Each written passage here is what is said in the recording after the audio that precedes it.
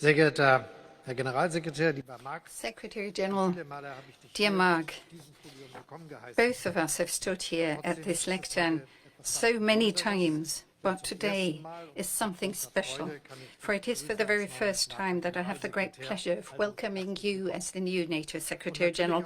A warm welcome. And of course, once again, congratulations on your new office. NATO can consider itself very lucky to have such an experienced transatlanticist in times as such challenges like these, and to have him at its helm. And you can look forward to an exciting term of office. We have known each other, we've liked each other for such a long time, and I look forward to continuing our trusted and close cooperation. Dear Mark, the demands facing NATO are not inconsiderable. Europe's peaceful order is under a stronger and huger threat than it has been for many decades. For 2.5 years now, Russia has been waging its merciless war of conquest against Ukraine. With ever more brutal means, Russia is pursuing its imperialist objectives, has shifted its industrial production to a war economy, and is massively rearming itself. All of that is something that NATO cannot and must not ignore. The alliance's central promise is that it will defend every inch of Allied territory. We owe this to the alliance, we owe it to the allies, and above all to the people living in the NATO member states, because they have placed their trust in us. Germany has therefore deployed German troops in Lithuania with our NATO partner country, thus strengthening the eastern flank of Allied territory. Germany will also contribute to the so-called NATO force model, contributing 35,000 men and women and more than 200 ships and aircraft. The new force model of NATO will provide for an operation and the readiness of these troops of only 30 days. That is our concrete contribution towards NATO. In general, the federal government has responded with determination to the change in the security policy situation. We've doubled our defense expenditure in the past 7 years. This year, for the first time, we're spending 2% of our GDP again on defense. And we will continue to resolutely pursue this approach. With the 100 billion euro special fund, we are modernizing our federal armed forces. We are consistently increasing our armed forces in all areas. And the objective of the alliance is clear: to be so strong that no one would even think of attacking us. NATO is and continues to be the foundation of our common security on both sides of the Atlantic. 75 years after its foundation, it continues to embody our transatlantic cooperation and our shared values: freedom, democracy, and the rule of law. The citizens, the members of all NATO countries, benefit from this alliance. The Russian leader has not succeeded in driving a wedge between allies. The opposite is the case. Russia's war against Ukraine has brought the NATO allies even closer together. With Finland and Sweden, 2 countries have joined our defense alliance. The alliance is strong, and it will continue to be strong. Dear Mark, both of us are convinced that we will have to further strengthen the European pillar of NATO. In the coming years, Europe will undertake major investments in the next few years in order to increase our defense capabilities and to strengthen our defense capability. It is about defending ourselves against any kind of threat. We also talked about Ukraine today. Germany is the second biggest supporter of Ukraine, second only to the United States, and we aim to continue that. As we, the G7, agreed in Italy this summer, we will provide a loan to Ukraine up to the amount of $50 billion, allowing Ukraine to procure more weapons and armaments. That is indeed a very strong signal addressed to the Russian president, making it very clear that Russia cannot win this war. It is high time that people recognize that this is the case and that Russia is willing to speak about an end to this terrible and senseless war that has already caused the death of hundreds of thousands of people. Dear Mark, thank you for this, your first visit in your capacity as Secretary General of NATO. I look forward to cooperating with you in this capacity and look forward to the upcoming summit next year in your home city, The Hague. Thank you very much indeed. Chancellor Scholz, lieber Olaf, vielen Dank. für den herzlichen Olaf, thank you very much for the cordial reception here in Berlin. And it's always a pleasure to be here. We worked together as friends during my time as Prime Minister of the Netherlands. And I'm looking forward to continuing our good cooperation as NATO Secretary General. Germany makes a major contribution to our shared security. You are increasing your presence in the eastern part of our alliance. You are permanently deploying a full brigade to Lithuania. German jets patrol the Baltic skies. And the German Navy is assuming a leading role for NATO in the Baltic Sea for the next 4 years, protecting key supply and trade routes and critical infrastructure in the Baltic Sea. Germany now invests, as you said, 2% of its GDP in defense for the first time in 3 decades. This is important for Germany and for NATO. All NATO allies must invest more, and I trust that Germany will continue to step up. Dear Olaf, this achievement is also thanks to your personal leadership and commitment. Your historic Zeitenwende has made a big difference to the security of Germany and the strength of the alliance. And it sends a strong signal to Moscow that we stand united to defend our democratic values and the rules-based international order. As a former Prime Minister, I know that it is not always easy for governments to allocate funds for national defense and for aid to Ukraine. But both are crucial for our collective security. So today, indeed, we also discussed our continued support to Ukraine. Germany is the biggest European contributor of military aid. Your support saves lives on the battlefield every day. And you host in Wiesbaden NATO's new command for security assistance and training to Ukraine, which I visited a couple of weeks ago.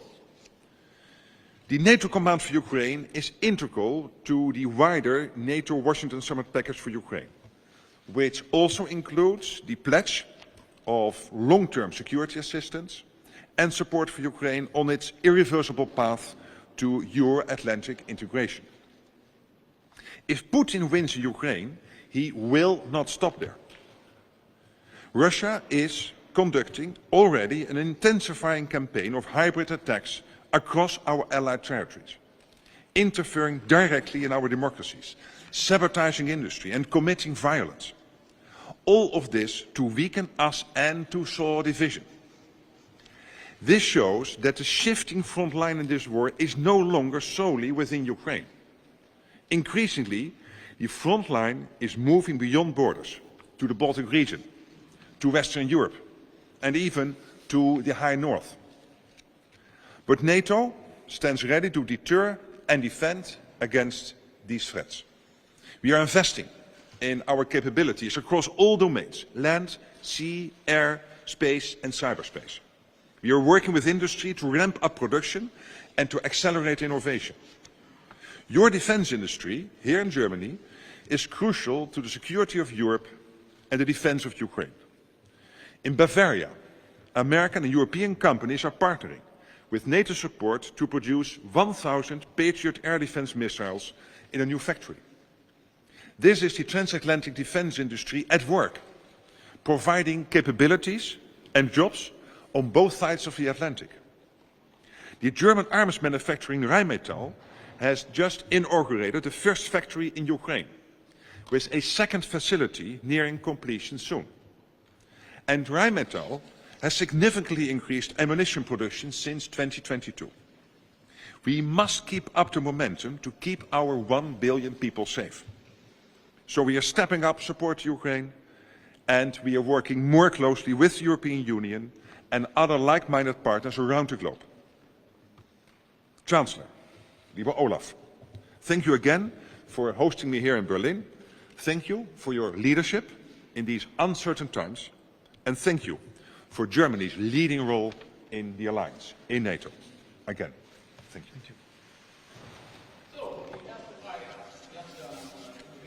Any questions? The question addressed to the Secretary-General. Are you concerned that with Germany and the United States, you might be confronted with two important member states of NATO that by midweek would enter a phase of political instability? And Chancellor, given the situation and the challenges that Europe is facing these days, would you say that it is responsible to say that Germany is no longer a model of stability? Of course, I never comment on elections or on the political situation in allied nations. But what I know is that this Chancellor and this country at this moment is one of the biggest troop contributors to NATO's operations and missions. Has committed to strengthen our deterrence and defense in the Baltic and North Sea, is working closely with other NATO allies in developing new capabilities. You have just signed a new agreement with the United Kingdom. With Norway, you are working to get regional hubs to monitor underwater infrastructure. And the German Navy is assuming a leading role for NATO in the Baltic Sea for the next 4 years. So these are all examples that under the leadership of this government, this country, Germany, is really taking a leading role within NATO. And whatever happens with national politics, and again, I'm not commenting, this will continue, I know, with this Chancellor. And on the American elections, whoever wins those elections, we will work with Kamala Harris, we will work with Donald Trump and make sure that the alliance stays united. I have no doubt, because it is in our interest. It is our interest here, but also for the United States, because they are not in this to not repeat the mistake after the First World War of withdrawing from Europe. No, they are in this because they know that if Putin would be successful in Ukraine, that at that moment an emboldened Russia is on our eastern flank and will present a direct threat to NATO territory. And that is why they're involved in Ukraine, that is why they're involved in NATO and an integral part of the alliance. Die Regierung wird ihre Aufgaben erledigen. The government will fulfill its duties. I am the Federal Chancellor. In serious times, we will have to face up to serious challenges. It's about business, about jobs, it's about technologies, and that is what we're talking about and discussing these days. Coalition governments are not only exclusive to Germany, we have them in other countries too, but the government has been elected to office and will attend to its duties. Dankeschön. Thank you. A question that I'd like to address to both the NATO Secretary-General and the Chancellor. Again, Ukraine, if I may, and the troops of DPRK that are now engaging on the side of Russia and thus intervening in the combat, in the battle. I'd like to address a question to both of you. Given the fact that Ukraine now has to wage a war against two countries, shouldn't we consider increasing once again our efforts? Russian troops in the eastern part of Ukraine are advancing, we've heard, despite Ukraine's best efforts. And Chancellor, if I may come back to the domestic situation just briefly, you mentioned pragmatism, the need for pragmatism. The chairperson of the SPD said this morning that the paper presented by Mr. Lindner does not contain a single point that could be implemented with the Social Democrats. Is that your view too? And on what is the basis on which you can engage with the FDP? Well, North Korean troops being deployed in Russia against Ukraine, this is a significant escalation, and it makes us even more focused and determined to make sure that Ukraine has what it needs to fight off the Russians, including the North Koreans. Germany has now spent 28 billion in military aid going into Ukraine, and is with that sum the second biggest contributor in Ukraine, next to the United States. And we have to continue doing this. We have to make sure that our defense production is ramped up. We have to make sure that Ukraine can prevail, that Putin will not get his way in Ukraine. And then on North Korea, We are working closely, as you know, with the Indo-Pacific partners, of course with the Republic of Korea, so South Korea, Seoul, but also with Japan, with Australia, with New Zealand, to make sure that we are able to, also with this new development, to do everything we can to keep not only the Euro-Atlantic, but also the Indo-Pacific safe. Because we know that Russia is working here together, not only with North Korea. China is providing dual-use goods and is helping with sanctions circumvention. And of course we know that Iran is involved in helping Russia with the war effort. So this motivates us to step up, to do even more, because you're absolutely right. This is a very serious development and an escalation. I support what the Secretary-General just said. It is important that we provide the necessary assistance to Ukraine and continue to do so. Germany has proven itself a trusted partner that does not limit itself to words. And some of the announcements that have been made now have to be implemented. That would be a welcome thing to happen, and I think, contribute towards changing the scenario in Ukraine, because then they would be able to rely and to resort to the funds that they need to defend their own country. Now, given the situation here at home in Germany, I insist on what I said. The government has to attend to its duties. We have to show pragmatism. We have a basis for this. We have the coalition agreement that has been negotiated and agreed. We have set in motion the budget procedure for a new budget. We now have to take the necessary decisions given the latest economic developments, but also given the need to submit further proposals to the Parliament, so to allow us to conclude negotiations on next year's budget. As I said, it's important that we continue to focus on jobs, on the economic development of our country, and this is why I did not talk to the public or to the audience, but it's important that, given the many discussions we've already engaged in the past with representatives of business and industry, that explains why I once again had a meeting with representatives of industry and business, because we are in a globally difficult economic situation as a consequence, amongst others, of Russia's war against Ukraine. This has had an effect on the price of energy and energy security, but we have to attend to the modernization of our economy while supporting Ukraine. These are all tasks we have to address that can be solved and need to be solved, and we have to do whatever we can, and that is what I expect of others to do. No microphone. Ja, vielen Dank. Thank you, Chancellor. I too would like to come back to Ukraine. Volodymyr Zelensky, the president of Ukraine, mentioned the issue of Ukraine's accession to NATO, that constituted an issue for him. Could you perhaps explain why that perspective for membership now or at a later point in time for Ukraine? Would you see an alternative, neutrality for Ukraine, or is there any other perspective? Because that might play an important part in the negotiations that we might engage in at some point in time with NATO Secretary General, what do you think of the demand for NATO membership for Ukraine? Thank you. We've taken a decision in Vilnius and after that in Washington in the light of the present situation, and I don't see any new need for further decisions. The situation is identical to what it was like when we took these decisions. What is at stake now is that we proceed in a practical fashion, ensuring in practical ways that Ukraine does not run out of weapons and armaments. We're engaging in that process. We've repeatedly made that point, and we continue to provide that perspective to membership. And to add to this, the Washington summit committed to the irreversible path to NATO membership. Since Washington, we are working on the Command in Wiesbaden. We are working on the $40 billion pledge. Many countries are providing military aid into Ukraine, with the US and Germany in the top two.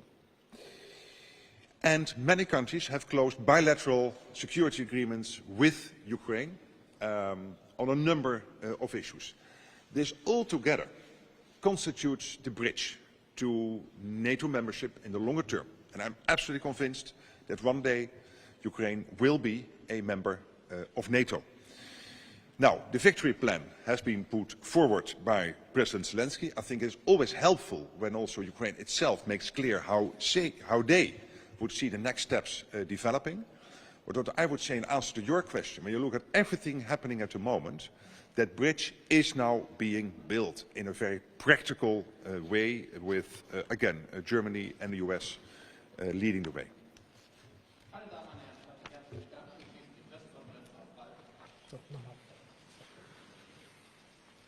Vielen Dank.